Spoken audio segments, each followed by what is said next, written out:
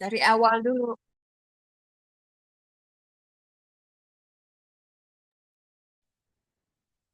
Baik, Assalamualaikum warahmatullahi wabarakatuh. Selamat siang.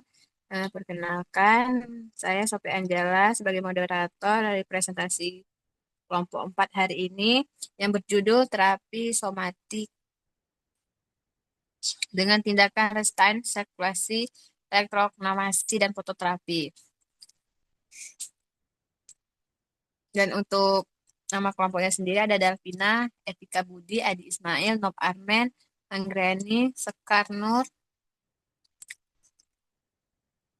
Fahrul Umar, Emma, Eva, saya sendiri Sophia Anjela, Dedi Sekar, Della Widya, dan Era Rosalina.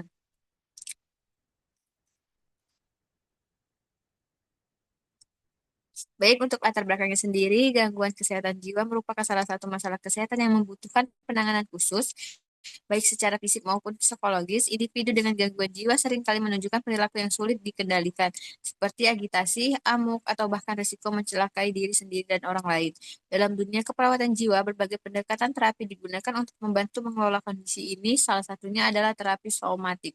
Terapi somatik merupakan pendekatan yang melibatkan intervensi fisik untuk mempengaruhi kondisi psikologis pasien dengan tujuan memberikan keamanan, kenyamanan, serta mendukung proses pemulihan pasien secara holistik. Beberapa tindakan dalam terapi somatik yang sering digunakan di fasilitas kesehatan jiwa meliputi restraint, siklusi, dan terapi elektropuisi. Selanjutnya akan dibacakan oleh rekan saya.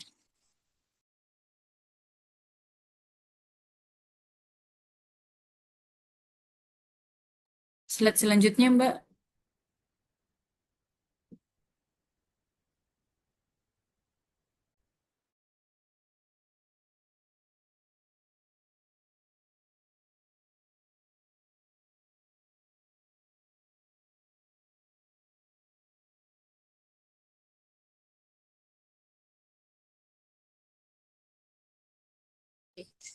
Untuk definisinya sendiri, restraint adalah terapi yang menggunakan alat-alat teknik atau manual untuk membatasi mobilitas fisikal pasien. Restraint dalam sekitar secara umum mengacu pada satu bentuk tindakan menggunakan tali untuk mengekang atau membatasi gerakan ekstremitas individu yang berperilaku di luar kendali yang bertujuan memberikan keamanan fisik dan psikologis individu. Restraint digunakan pada lingkup pelayanan kesehatan jiwa atau di tempat lain untuk mengatur dan mengontrol perilaku seseorang. Rumah sakit jiwa menggunakan istilah emosional restraint ini mengenani situasi di mana pasien dalam keadaan gelisah dan amuk, sehingga beresiko menderai dirinya dan lingkungan. Restraint merupakan intervensi terakhir jika perlu pasien tidak dapat diatasi atau dikontrol dengan strategi perilaku modifikasi lingkungan. Next. Untuk Seklusi adalah tindakan mengurung pasien dalam ruangan khusus yang terkunci, bukan atas keinginan sendiri. Dengan pengawasan ketat melalui jendela keamanan dan atau kamera untuk monitoring visual langsung. Tingkatan pengisolasian dapat bervariasi, mulai dari penempatan dalam ruang tertutup tetapi tidak terkunci, hingga penempatan dalam ruangan terkunci dengan fasilitas minimal tergantung pada tingkat kegawatan pasien. Next.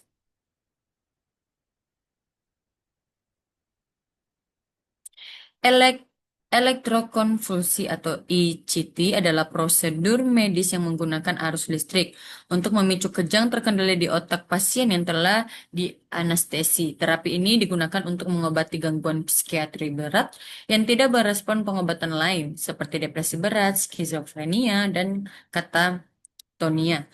Fototerapi merupakan terapi yang menggunakan paparan cahaya terang untuk mengobati gangguan afektif musiman dan kondisi lainnya.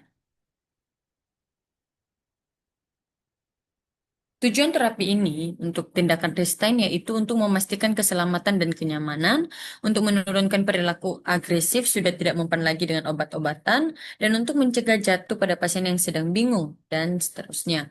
Kemudian untuk tindakan seklusi ini untuk mengurangi stimulasi berlebihan, membantu pasien menenangkan diri dengan menggunakan rangsangan dari lingkungan sekitar, melindungi pasien dan orang lain, mencegah pasien melakukan tindakan yang dapat membahayakan diri sendiri, orang lain, atau lingkungan.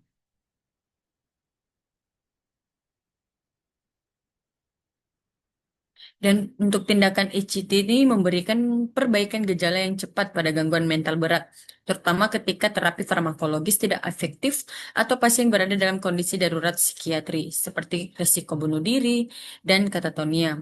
Dan untuk tindakan fototerapi ini untuk meningkatkan mood dengan mempengaruhi ritme sirkadian dan kadar serotonin dalam otak. Baik, selanjutnya dilanjutkan oleh partner saya yang lain. Baik, untuk selanjutnya yaitu indikasi restrain. Yang pertama, perilaku perilaku amuk yang membahayakan diri dan orang lain. Perilaku agitasi yang tidak dapat dikendalikan dengan pengobatan. Yang ketiga, membutuhkan bantuan untuk mendapatkan rasa aman dan pengendalian diri. Untuk selanjutnya yaitu solusi. Yang pertama, perilaku kekerasan yang membahayakan diri sendiri, orang lain, atau lingkungan. Yang kedua, ketidakmampuan mengendalikan impuls yang dapat menyebabkan cedera. Yang ketiga, kegagalan respon terhadap intervensi lain seperti medikasi atau pendekatan verbal. Untuk selanjutnya yaitu elektrokonvulsi. Yang pertama, depresi berat, terutama yang resisten terhadap pengobatan. Kedua, gangguan bipolar, baik episode manik maupun depresi. Yang ketiga, psikofrenia dengan gejala berat atau katatonik. Keempat, ideasi atau perilaku bunuh diri yang mengancam jiwa.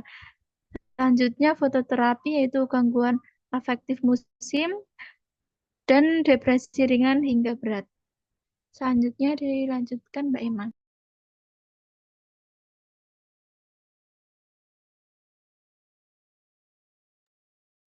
Baik, untuk kontraindikasinya itu ada yang pertama restrain, yaitu tidak bisa mendapatkan izin tertulis dari orang tua pasien untuk melaksanakan prosedur kegiatan. Pasien anak kooperatif, pasien anak memiliki komplikasi kondisi fisik atau mental. Yang kedua ada elektrokonvokasi, yaitu tekanan intrakranial meningkat, tumor otak atau lesi ruang okupasi, penyakit kardiovaskular berat, aneurisma cerebral. Yang ketiga yaitu seklusi, yaitu klien dengan resiko tinggi bunuh diri, klien dengan gangguan sosial yang signifikan, kebutuhan untuk observasi masalah medis yang intensif, penggunaan seklusi sebagai bentuk hukuman. Yang keempat ada fototerapi, yaitu pasien dengan gangguan retina atau mata sensitif terhadap cahaya, pasien dengan gangguan bipolar atau beresiko memicu episode mania.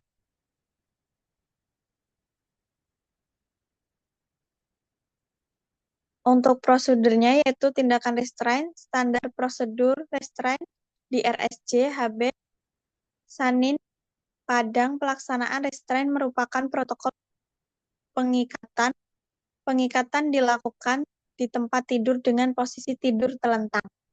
Fiksasi yang dilakukan tidak boleh lama dari 24 jam. Menurut asumsi peneliti, cara meningkat pasien saat dilakukannya restrain harus memperhatikan standar yang ditetapkan oleh rumah sakit.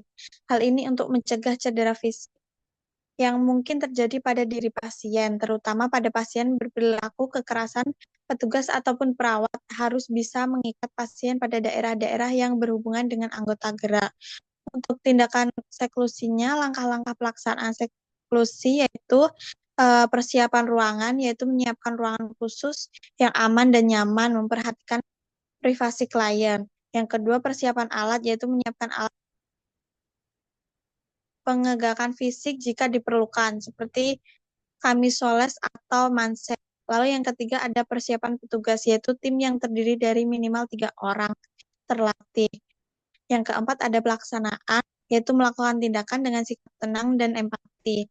Yang kelima ada monitoring, melakukan observasi berkala terhadap kondisi fisik dan psikologis klien selama seklusi. Untuk tindakan elektro, yaitu pratindakannya, puasakan pasien selama 6-8 jam sebelum prosedur. Yang kedua, hapuskan benda-benda seperti gigi palsu, kacamata, lensa kontak, dan perhiasan. Ketiga, berikan obat predikasi seperti atropin untuk mencegah aspirasi dan bradyarmia. Yang keempat, pastikan pasien telah buang air kecil sebelum prosedur. Selama tindakan, yaitu yang pertama pasang monitor tekanan darah, EKG, dan oximeter. Yang kedua, berikan anestesi singkat dan relaksan otot. Yang ketiga, berikan oksigen 100% melalui masker. Untuk tindakan fototerapi, yang pertama pasien duduk di depan lampu khusus dengan intensitas tinggi selama 30 menit hingga 2 jam per hari. Yang kedua, terapi dilakukan pada pagi hari untuk hasil optimal.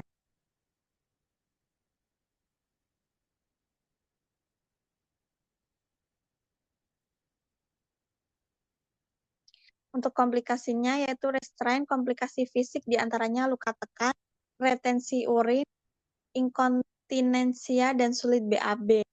Komplikasi psikologisnya adalah menurun harga diri, bingung, pelupa, depresi, takut, dan marah.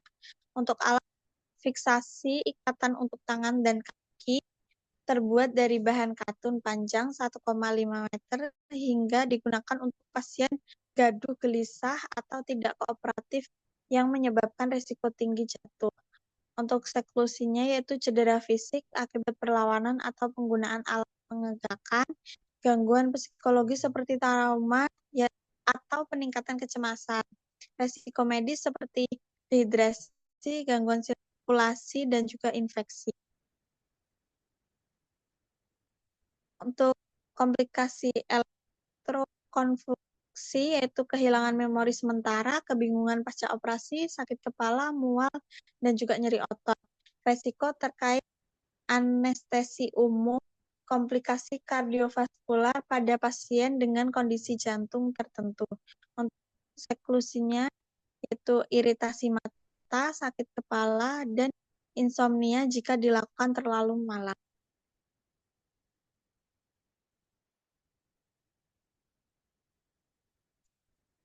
Peran perawat, restrain perawat pemberi tindakan kepada pasien merupakan bagian dari pelayanan sebagai seorang tenaga perawat. Hal pokok yang perlu dilakukan dalam menjalankan pengabdian yaitu tindakan keperawatan yang dilakukan kepada pasien.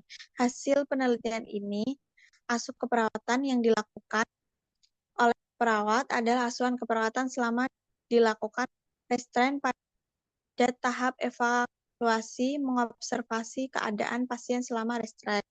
Lalu seklusinya peran perawat sebagai pengkajian, pelaksanaan, dan juga monitoring.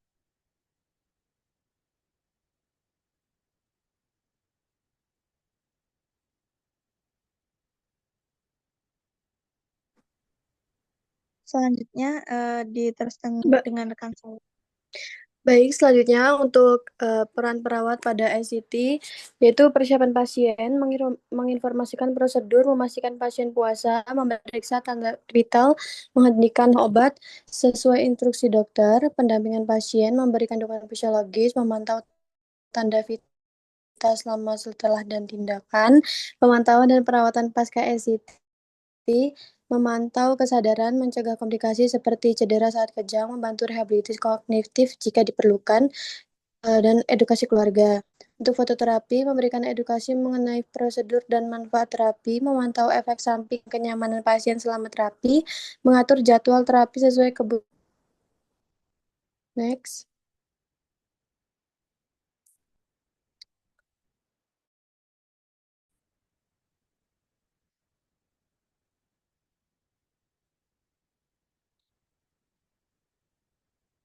Selanjutnya, Mbak. Baik, untuk kesimpulannya, terapi somatik merupakan pendekatan penting dalam penanganan pasien dengan gangguan jiwa karena berfokus pada intervensi fisik yang mendukung pemulihan psikik. Beberapa bentuk terapi somatik yang umum digunakan antara lain restrain, seklusi, terapi elektrokonvulsi, ICT, dan fototerapi. Masing-masing tindakan memiliki tujuan, indikasi, kontraindikasi, prosedur, komplikasi, serta peran perawat yang spesifik dan krusial dalam pelaksanaannya. Terapi somatik tidak hanya bertujuan untuk mengontrol perilaku agresif atau mengganggu, tetapi juga membantu pasien mencapai stabilitas emosional dan meningkatkan kualitas hidup. Penggunaan terapi ini harus dilakukan secara hati-hati, sesuai dengan standar etis dan profesional, untuk meminimalkan risiko komplikasi baik secara fisik maupun psikologis. Untuk sarannya diharapkan tenaga kesehatan, khususnya perawat, terus meningkatkan pemahaman dan keterampilan dalam pelaksanaan terapi somatik, agar intervensi yang dilakukan tetap aman, efektif, dan sesuai etika. Selain itu, penting untuk selalu mengutamakan pendekatan yang manusiawi dan empatik terhadap pasien.